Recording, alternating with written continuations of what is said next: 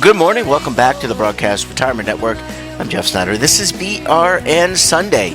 We've got members of the media, academia, financial services, and government standing by as we analyze all the news and events for the week. So sit back, relax, enjoy this episode of BRN Sunday. Take and drink of it. But if you're tired of the same. Well, we're going to kick things off with a look at what's happening on Capitol Hill in terms of legislation, litigation, regulation. Joining us on the line, they're back together again. The band is back.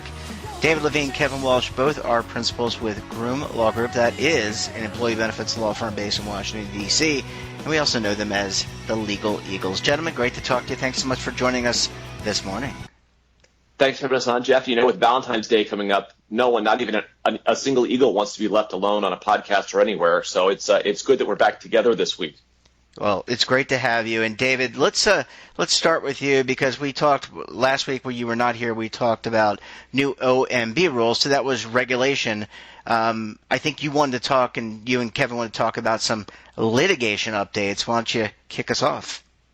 Sure. You know, it's been a little while since we've really gotten into litigation with you, Jeff. And listeners, it's good for you to be with us. Where is litigation right now? And in some ways, it sounds a lot of the time like the same rinse and repeat. But we thought it might be nice to hit a little bit of a, recap. Last year was a really interesting year in the land of ERISA litigation, especially 401k litigation. Why? There were decisions, and I'm not going to get wonky here.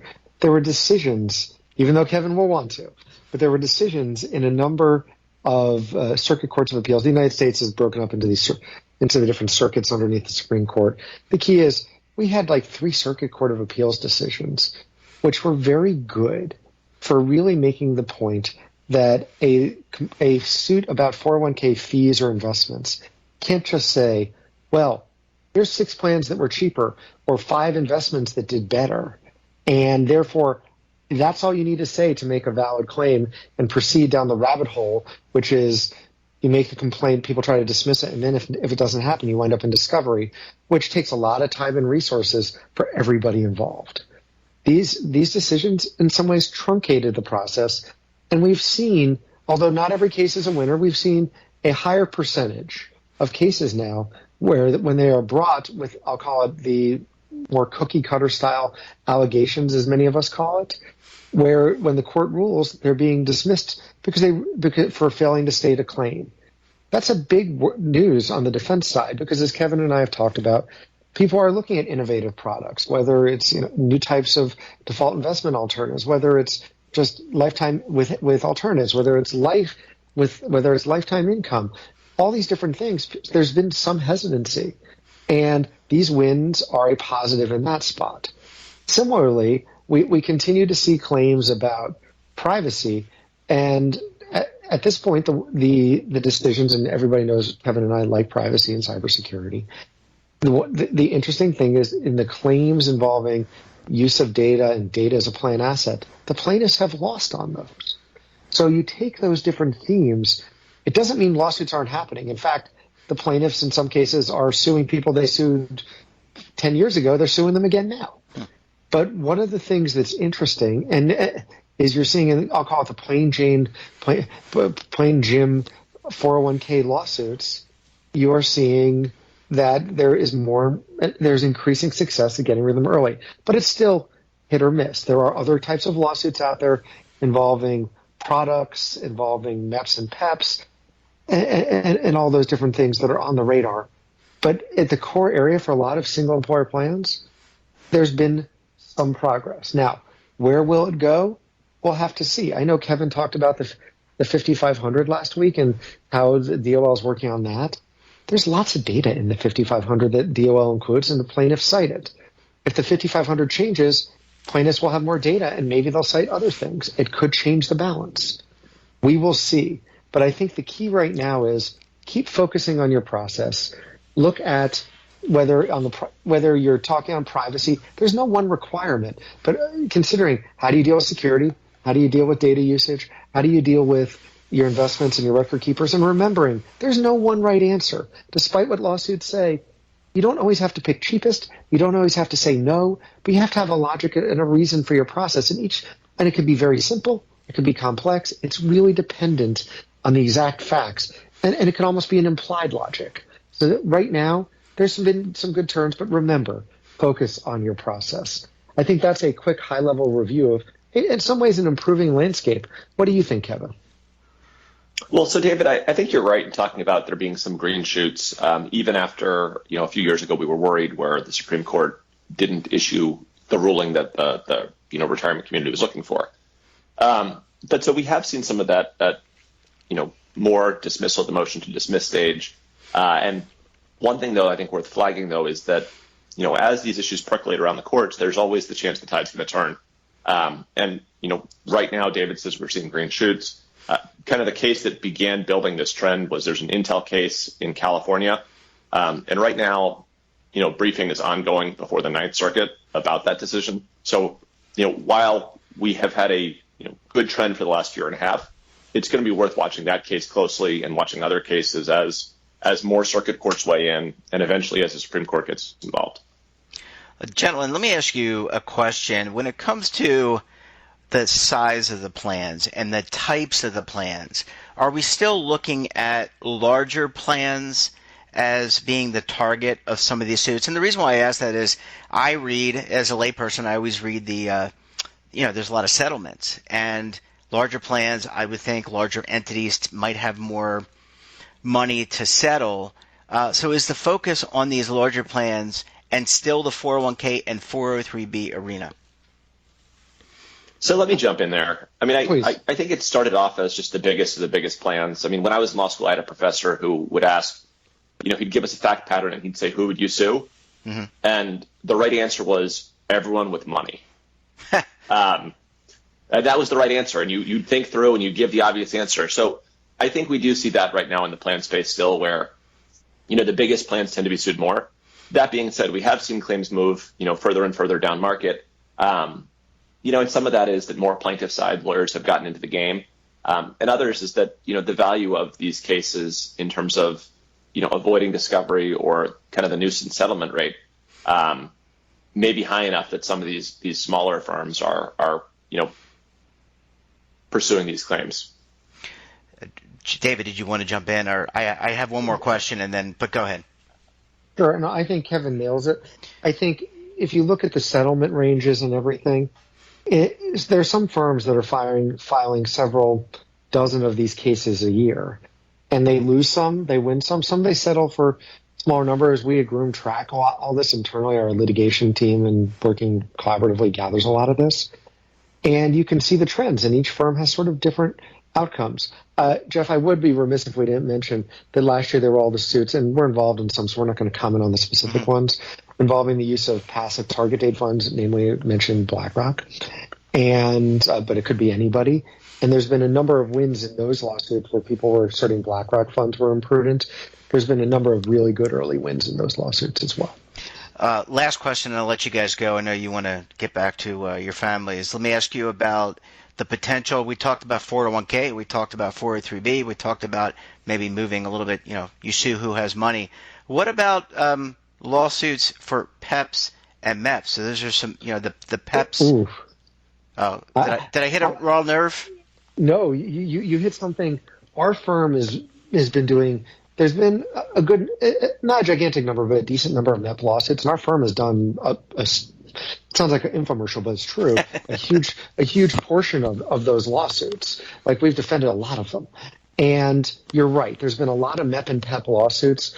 A lot of MEP lawsuits in recent years because the plaintiffs try to frame them in different ways. There's some unique factors. They're not exactly as cookie cutter as the 401k ones.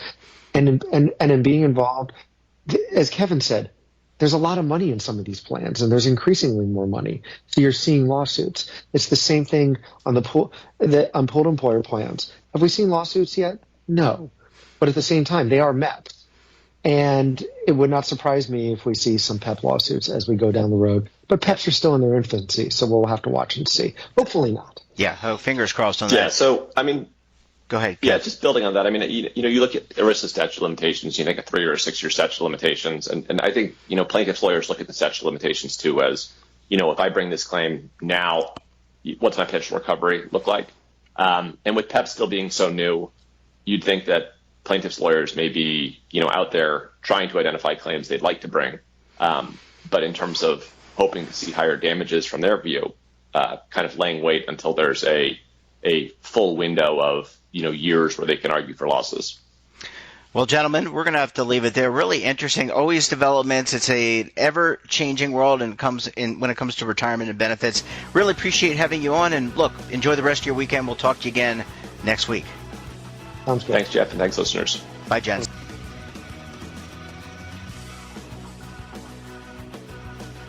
But if you're tired of the same, Imagine a new television network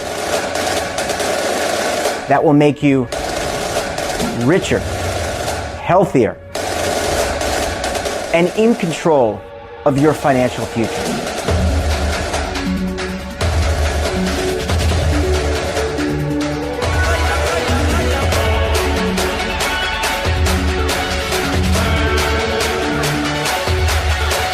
This network is for the policewoman in Nashville, Tennessee, the baker in Dubuque, Iowa, the teacher in Lexington, Kentucky.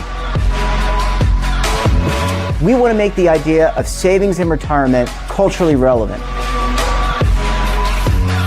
But what do you see as a defining issue of the midterms? Especially for the smaller businesses. I mean, they are the lifeblood of the American economy.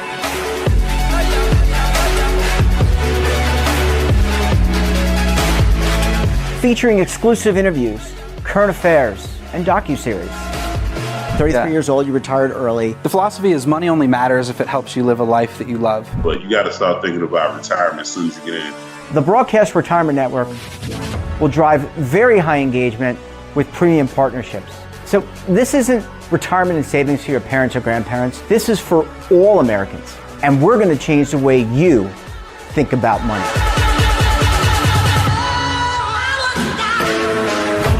Welcome to the next frontier of retirement and savings. This is BRN, the Broadcast Retirement Network. Are you stuck with a low credit score, a credit report and score that's causing you to be denied credit or pay higher interest rates than others for the same things? Then do what Terrence did and call Credit Repaired for your free credit evaluation to help restore your credit. I started thinking about buying a new house, and my score wasn't where I needed it to be. I called and spoke with one of the representatives, and we just had a good conversation, and I liked what he was saying. Just one call for his free credit evaluation was all it took to start back on the track to repairing his credit. I'm seeing the deletions and I'm getting the report, so I know something's being done. It does make a difference to me. All it takes is one call to get started. Credit Repair has given me a second chance to have a better credit score. Don't let a low credit score hold you back another day. Do what Terrence did and make the call for your free credit evaluation. Call 800-819-4152. That's 800-819-4152. Again, 800-819-4152. Welcome back. And earlier this week, I spoke with Jane King. She's a financial journalist. She joined us from the NASDAQ to discuss how raising interest rates from the Fed impact credit card debt and credit card rates. Well, Jane, thanks so much for staying with us this morning. Really appreciate you hanging around for segment number 2. Of course. Thank you. Great to be here. Yeah, this is fun.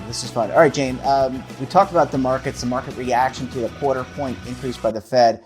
Let's talk about the increase to consumers. And we were talking about the debt ceiling, and it didn't matter to Wall Street. But let's talk about consumer debt for a minute. Still going up. Every report, every study you read says consumers are taking on more credit card debt. I guess my first question is, what could be the impact of this quarter point increase to credit cards and credit card rates and consumers? Well, that's one of the first places we see it, are those short-term debts. So that's credit cards, it's car loans, things like that. Not so much mortgages. They do tend to kind of follow in tandem, but almost immediately you see it in the short-term rates. So we've seen credit cards. I think the average credit card interest rate now is at a record high, around 20%. So one of the first things, when they first started this interest rate hiking campaign last year, one of the first things I told people was, pay down your credit card debts as much as you possibly can. I mean, I know it's hard, and not everybody's in a position to be able to do that, but if you can make double the minimum payments or something, just to get those more under control. But we actually saw the opposite happen. People, charged a lot over the holidays. I think we'd had 2 holidays that were kind of pandemic affected. So I think people really wanted to enjoy the holidays this year, and part of that went on credit cards. So we're seeing that, and let's just hope that people take the first few months of the year and really try to get those debts down. Yeah, and it really can snowball, for lack, I guess it's fitting for the weather in New York. It can really snowball and really impact. And we've done some shows on what people can do to, as you suggest, pay it down or maybe transfer their balance. They really should look into that. Let's talk a little bit about mortgage rates, because this one was, heading into the end of the year, or even heading into 2021 and 2022, there was a lot of conversation about the home buying market. We had historically low interest rates. Now, with the increase, buyers have maybe taken a step back. What potentially could be the impact of this quarter-point increase to home buyers? That's right. Well, we are seeing mortgage rates go up as well. Now, they went up to about 7% a few months ago, back down a little bit since then, as we've seen some signs of the economy maybe slowing down a little bit, but they've still doubled in the past year. It makes a huge difference in the amount of home you can buy and what your monthly payment is. So, in fact, mortgage applications and refinancings have kind of dried up. We've seen layoffs in that area as well. So, all the interest rate increases have certainly had an impact on the housing market. Let's talk a little bit about inflation. This is another economic indicator that everyone's watching. And a lot of people, as you said, they may have bought gifts for the holidays, after Thanksgiving and into the end of 2022, but they're still paying high gas prices. Maybe the cost. I saw Frito-Lay is going to raise the cost of their chips. I love the Fritos. By the way, Frito-Lay is not not a sponsor of the program. They can be, of course. But I want to ask you, in all seriousness, the impact of inflation. Are we expecting it to come down more, or what should we be looking for as consumers? Well, if you listen to the Federal Reserve's comments, Chairman Jerome Powell, after the interest rate increase, he talked about how he does believe that inflation has peaked and that he thinks that it's on its way back down again. It's kind of sticky, though, especially with food. We've seen eggs, crazy increases with eggs, 60%. It's just unbelievable. And some of that is starting to settle down a little bit, although there are a few pockets of still inflation. Gas prices have started to creep up a little bit as well. Yeah. I think that has a lot to do with China reopening. There's just more demand for oil and gas right now. I hope we've seen the highest inflation, which we hit, I think it was June of last year, around 9%, 11% with the PPI. So we've seen that go down quite a bit, although they're still elevated historically. So I guess the thing is we just have to keep an eye on it and maybe cut costs where we can until it goes back down. Yeah, really good advice. Individually, we really don't have control other than maybe what we consume, but you can control things like your costs, though it could be difficult to do if you're on a limited budget. Jane, we're going to have to leave it there. Always great seeing you, and great seeing you from the NASDAQ. Thanks so much for joining us, and we look forward to having you back on the program again very soon. Thank you. And that wraps up this episode of BRN Sunday. Have a topic of interest, someone you think we should talk to, then drop us a line. And don't forget, for all the latest curated news in lifestyle, wellness, finance, tech, so much more, all in one place, check out today's edition of our daily newsletter, The Morning Pulse. Want to search our archives, check out our latest content? Well, visit our website, and of course, all of our streaming partners. We're back again tomorrow for another edition of BRN AM.